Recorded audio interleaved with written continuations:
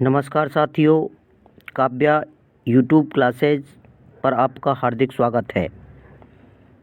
आपसे अनुरोध है कि आप यदि नए हैं तो चैनल को सब्सक्राइब करें तथा बेल आइकन दबा के रखें, जिससे हम जो भी नई जानकारी शेयर करेंगे तो वह सबसे पहले आपके पास पहुंचे।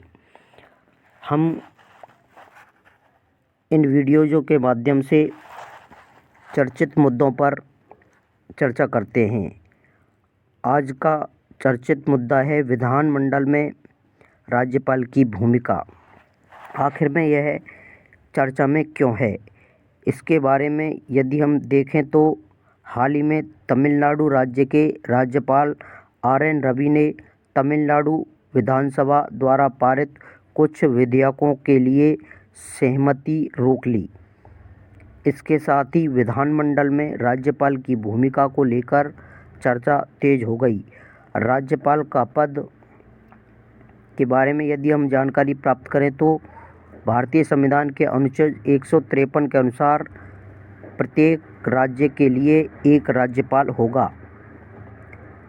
किसी व्यक्ति को 2 या 2 से अधिक राज्यों के राज्यपाल के रूप में नियुक्त किया जा सकता है।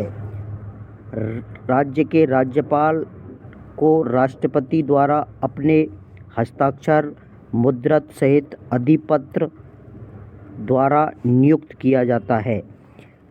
राज्यपाल राष्ट्रपति के प्रसाद पर्यंत रहता है, यानी यह पद राज्यपाल राष्ट्रपति के प्रसाद पर्यंत पद धारण करता है।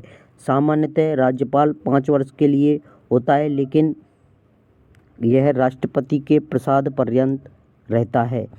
विधानमंडल में राज्यपाल की भूमिका से संबंधित कुछ संवैधानिक प्रावधान भी हैं, जो इस प्रकार हैं।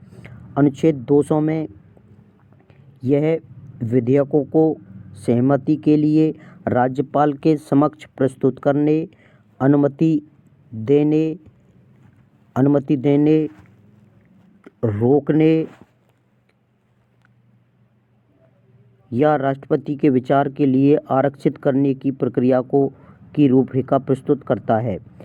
राज्यपाल पुनर्विचार अनुरोध के साथ विधेयक पास कर सकता है। यह पुरुषोत्तम नंबूदिरी बनाम केरल राज्य मामले से आया है। राष्ट्रपति की सहमति और विचार अनुच्छेद 201 में है।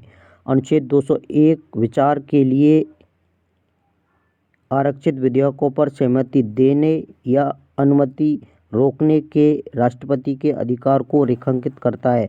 अर्थात अनुच्छेद 2 में जो विधेयक राष्ट्रपति के लिए आरक्षित किए गए हैं, उन आरक्षित विधेयकों पर राष्ट्रपति सहमति दे या उन पर रोक लगाए, यह बात अनुच्छेद 201 में है।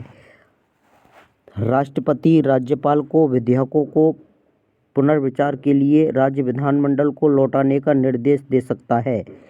जो राष्ट्रपति है वह राज्यपाल को निर्देश दे सकता है कि वह इन प्रस्तावों को विधानमंडल को वापस लौटाए। राज्यपाल एक विवेकाधीन प्राधिकार है। यह शमशेर सिंह मामला राष्ट्रपति के विचार के लिए विधेयकों को आरक्षित करने में राज्यपाल के विवेकाधीन अधिकार को प्रदर्शित करता है। अर्थात शमशेर सिंह मामले के द्वारा यह बात आई है कि जो आरक्षित विधेयक हैं, उन आरक्षित विधेयकों में राज्यपाल विवेकाधीन अधिकार प्रदर्शित कर सकता है। न्यायिक व्याख्या, यदि हम न्यायिक व्याख्या देखें राज्यपाल की, तो इसमें प्रथम केस ये है नबाम रेबिया और वांग फेलिक्स मामला। अनुच्छेद 200 के तहत राज्यपाल का विवेक यह तय करने तक सीमित है कि किसी विधेयक को राष्ट्रपति के विचार के लिए आरक्षित किया जाना चाहिए या नहीं किया जाना चाहिए। यह बात नबाम रेबिया और बमांग फेलिक्स मामले के द्वारा आई। अनुच्छेद 163 दो को अनुच्छेद 163 एक के संयोजन में पढ़ा जाता है, जिसका तात्पर्य न्यायिक समीक्षा के अधीन राज्यपाल के लिए सीमित स्वायत्तता है। सहमति को अनिश्चित काल तक रोकना असंवैधानिक माना जाएगा। यानी जो सहमति है उसको अनिश्चित काल तक रोकना असंवैधानिक माना जाएगा, यानी गलत माना जाएगा। न्यायिक समीक्षा और राज्यपाल के कार्य। सहमति को रोकने में राज्यपाल की कार्रवाई या निष्क्रियता न्यायिक समीक्षा के अधीन है। विभिन्न समितियों एवं आयोगों की सिफारिशें।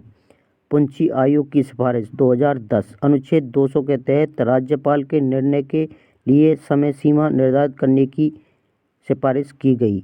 पुंछ आयोग द्वारा NCRWC का समय सीमा प्रस्ताव। संविधान के कामकाज की समीक्षा करने के लिए राष्ट्रीय आयोग NCRWC ने 4 महीने की समय सीमा का प्रस्ताव रखा। इसके तहत एक निर्णायक अवधि की वकालत की गई, जिसके भीतर राज्यपाल को राष्ट्रपति के विचार के लिए सहमति या आरक्षण पर निर्णय लेना चाहिए।